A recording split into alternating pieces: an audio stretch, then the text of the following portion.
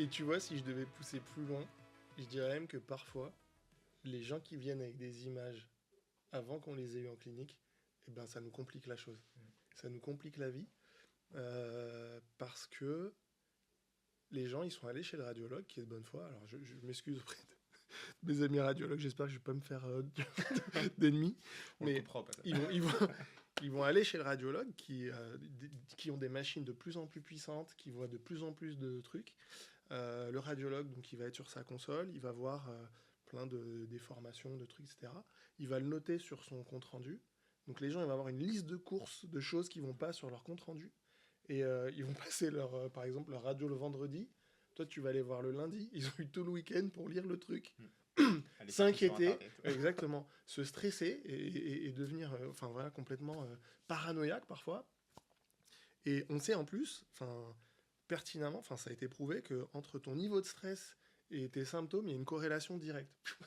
Donc plus tu es stressé et plus tes symptômes vont se déclencher, être graves, te paraître et c'est en ça que je dis que parfois vaut mieux que ton patient il arrive sans cliché quoi.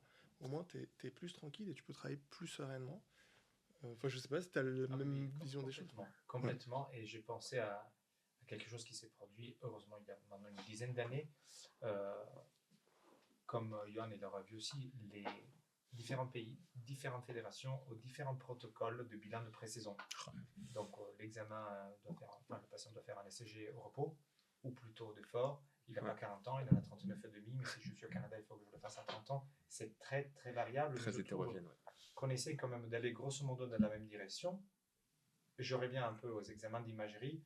La Fédération française de rugby a essayé de mettre en place, de faire un vrai tri sur les IRM de la schiste cervicale du rugbyman, des premières lignes.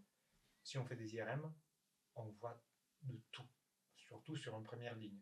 Des canaux étroits, des hernies, de bec arthrosique. Il y a vraiment de tout. Et il y a parfois des piliers qui n'ont rien du tout, mais néanmoins des IRM qui sont incompatibles avec le jeu. Du coup, les assurances sportives ne les prennent pas en charge. Les agents, on ne pourra rien faire pour eux parce que des équipes n'iront pas les prendre. Du coup, la FEDA essaie de mettre en place des vrais critères radiologiques décisionnels. Si tu n'as pas l'item A plus l'item B, tu pourras jouer en première ligne, même en top 14. Okay. Si tu les as, tu ne pourras pas jouer en top 14, mais peut-être en Pro D2.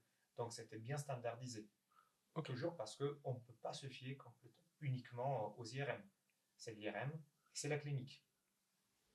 Ok, et mais du coup, ma question, c'est quoi la différence entre jouer dans le top 14 et les règles de la mêlée peuvent changer. Donc, d'accord. En top 14 et Pro D2, on a le droit à un certain type de poussée et à un certain gain territorial lors de la poussée, alors que dans les catégories mineures, on a le droit au même impact.